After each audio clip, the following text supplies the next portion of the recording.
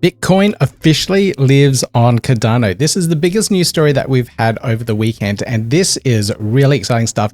I'm going to look into the update itself, what it actually looks like, and what it means for Cardano users and Bitcoin users in regards to opening up DeFi opportunities, liquidity movements and flows. This is really big news. I also have some updates around USDM and governance on the Cardano ecosystem as well. Let's get right into it.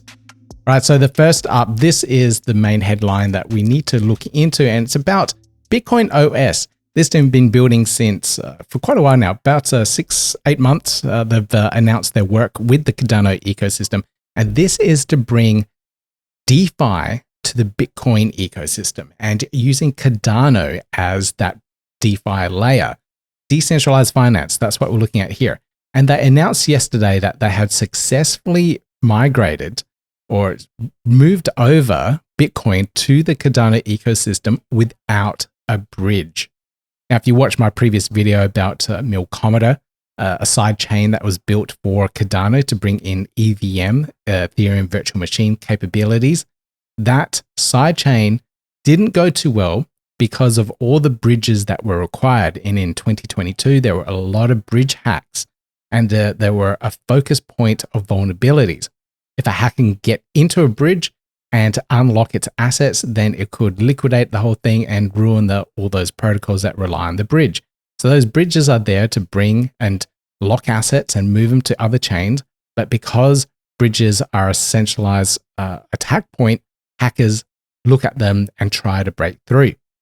Now, what Bitcoin OS have done is created a bridgeless way to transfer that value of Bitcoin from one ecosystem to another using BitSnark. So this is a bit of tech that they use there on the Bitcoin OS ecosystem, and they can then do a bridgeless cross-chain transaction from one platform to another. And in this, they're using a couple of protocols here, and it's pretty interesting to see at what and how they're doing it. But they're using a couple of things that have made it a little bit easier for them. And one of them is also Sundial. We'll have a look into what Sundial is. And for those users that aren't in the Cardano ecosystem, we'll look into what an ADA handle is as well. But here, let's go through what Bitcoin OS have announced and look through all the details. So on May 4th, 2025, we've successfully demoed the first bridgeless transfer of BTC between Bitcoin and Cardano mainnet using Sundial and ADA handles. So if we go through the thread here, we can see the breakdown. First, the Bitcoin OS team locked one Bitcoin on the Bitcoin L1 using BitSnark, the BitSnark protocol. Then we wrapped it into an unchained token called XBTC.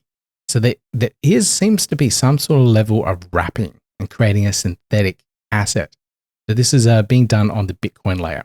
So XBTC is an industry-first non-custodial cryptographic programmable, and it lives directly on Bitcoin, much like wrapped ETH on Ethereum. So if you're familiar with wrapped ETH, it works in the same way. Bitcoin OS sent one bit XBTC from its Bitcoin wallet directly to Sundial's Cardano wallet. This transaction was bridgeless, non-custodial, or a vault of any kind, and that's, I think, the biggest thing here. Now, the team continued to move that asset around. They moved it to another handle wallet. So this is a wallet on the Cardano ecosystem. And then, of course, from that brand new Cardano wallet that they had, they moved it back to the Bitcoin ecosystem, back to one BTC.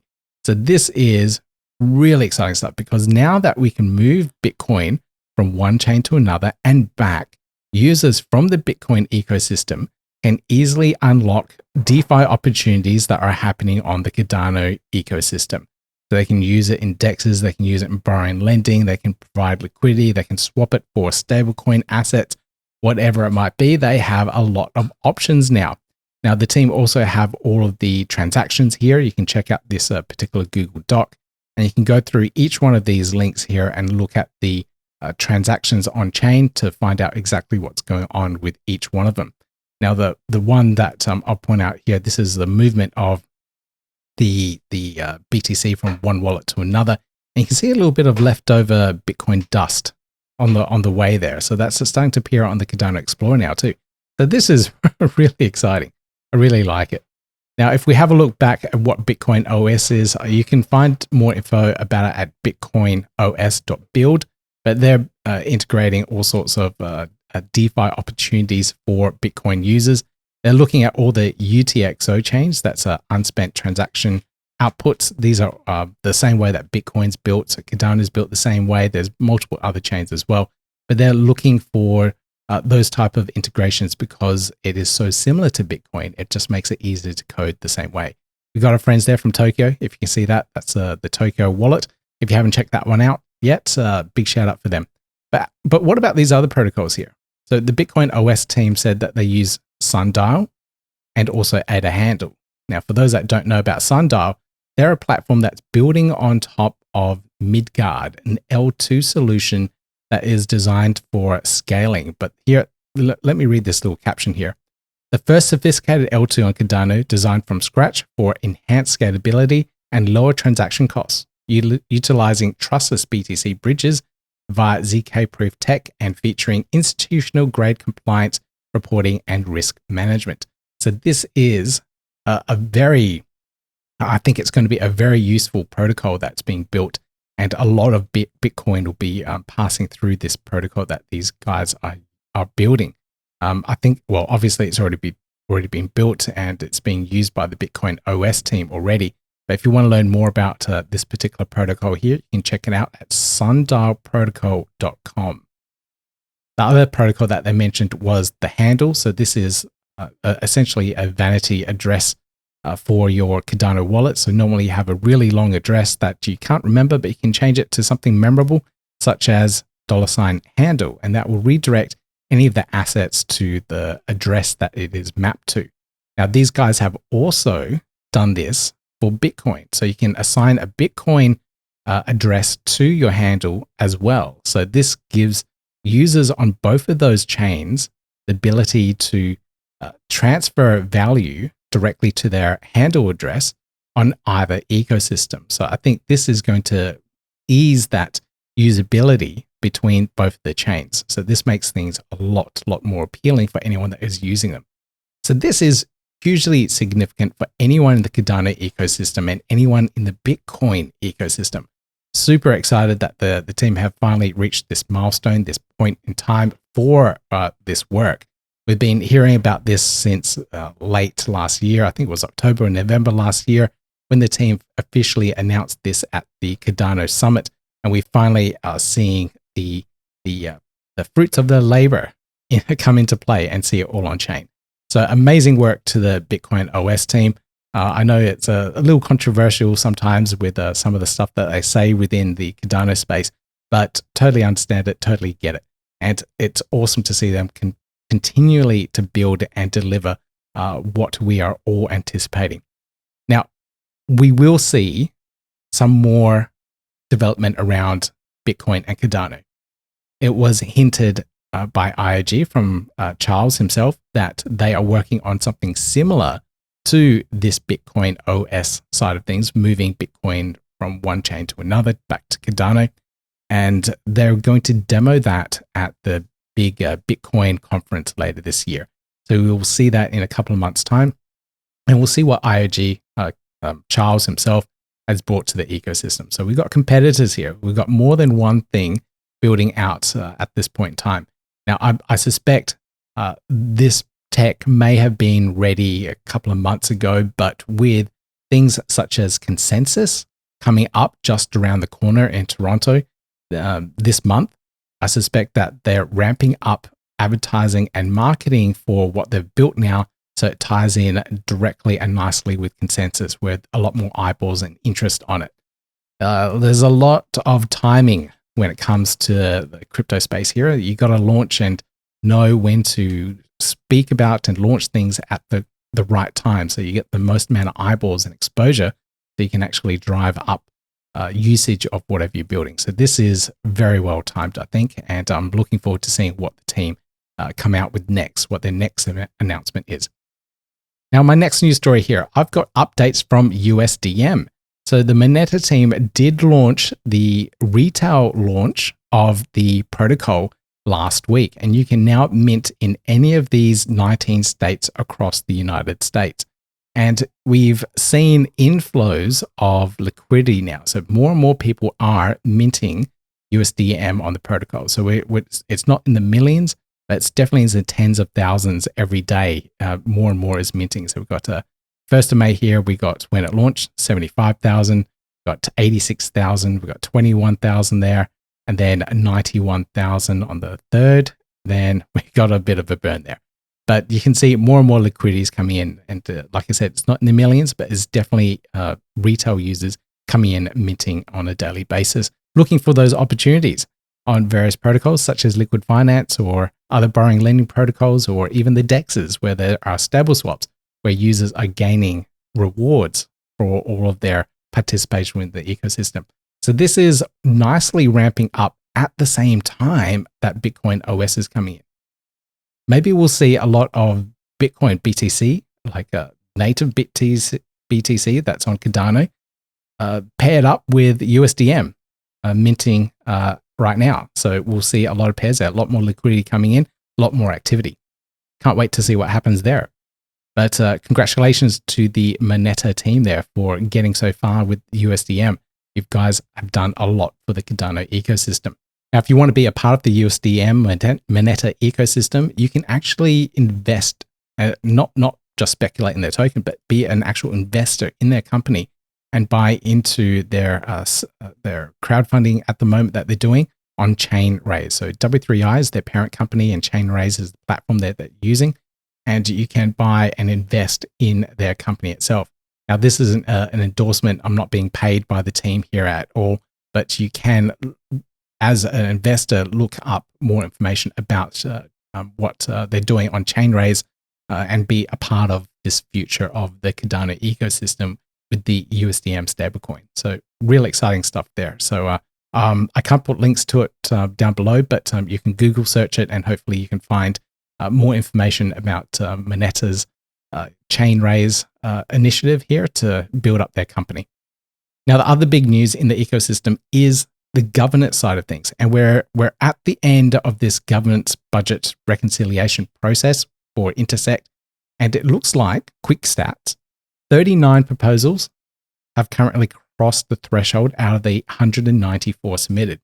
Now, last week I did my voting video and I put it up online. I voted for 40 proposals, so pretty much spot on. And the amount of ADA that I used in my proposals was 271 million. So this is just over. So I'm guessing pretty much what I voted for got through at this point in time. Now, we don't have all the details and final on-chain analysis of all the votes, but you can get to it from this budget voting website. And you can see if you do a little filter here, let me just go back one, sorry. If you do a little filter on the top level page and of all the ballots, you'll be able to see potentially what proposals got through. So you click on this little filter here, go on threshold reached. So you needed a 50% threshold on the vote to be able to get through. So you can see 40 proposals. And there's a lot of familiar proposals here. I voted for, I believe, pretty much all of these ones here, plus a couple of marketing proposals. So hopefully those marketing ones got through as well. But this voting process is over now. So we're going to see this ratified on-chain. And then that whole proposal is going to be put up for voting within the governance protocol on GovTools. So we'll see that in a couple of days, I believe. And then this 277 million worth of proposals will be ratified and be put into action. So it's well below the net change limit of 350 million ADA, but we may see other big proposals come out. So this is just Intersect's main proposal in regards to the budget for 2025, but other organizations, other MBOs, such as Pragma, for example, might put in a budget and focus on open source or something like that. So it may happen. We may see it later in the year. But at the moment, all eyeballs are on that one. Now, this is a post from Nicholas. It probably is a good sign to stop all this voting side of things. I got a massive amount of emails, community members requesting for votes, and please, Pete, look at my proposal. I looked at as many as possible, and I couldn't reply to everyone's emails. There's just too many of them. But we can sit back now. The whole voting process is over, and we can all just relax a little bit. Now, if you wanted to see some more stuff that may have not have gone through, now this is some of the work that Emergo have been doing. And Tyler here, he's what's his official role now? Strategy and growth at Emergo. I believe he was a developer there as well. But now he put together a list of some of the Emergo proposals that really looked at adoption. And I didn't focus too much on the adoption side of things. I think I did vote for a couple of these proposals though. But some of this stuff here, I encourage you to look into, and maybe we can get these particular proposals, if they didn't make it through next time, because we do need the adoption of the chain, marketing of the chain, and increasing the reach overall. Because like I said in my other video, it's well and good that we have all this amazing, awesome tech, but if no one knows about it, it's not going to be used. If you look at Algorand, for example, awesome tech there, instant finality, fast transactions, but barely anyone's using it these days. It seems to be slipping quite a lot. Less and less advertising and less exposure of the chain, and less people using it. And I really hope that Cardano doesn't go in the same way. So we need to really focus on the next phase, all of this stuff here. So we're going to have scaling, L2 solutions, and all that really cool stuff to make the chain really fast come up in this budget. But right after it, like immediately now, we've got to start looking into adoption and real world use cases too. So if you have a chance, have a look at what Tyler here has posted from his account, and have a look. I know voting's over now, but have a look at what they're trying to push through and what we need to work on next. Now that's all I have for this particular video update. If you are in the North America region and you can get to Consensus in Toronto this year in Canada, do check out this particular event. I know a lot of Cardano people will be there. I know Charles is speaking. We can see here from Jane's post that Charles will be there at this particular event. So do check out the lineup at Consensus. It's probably the biggest event in North America in every year. So do check that one out. If you don't see it in person, there's a lot of online content and a lot of videos posted afterwards. Anyway, guys, thank you so much for tuning in. Make sure you hit that thumbs up, that like, subscribe, notification bell on your way out, and I'll see you guys in the next video.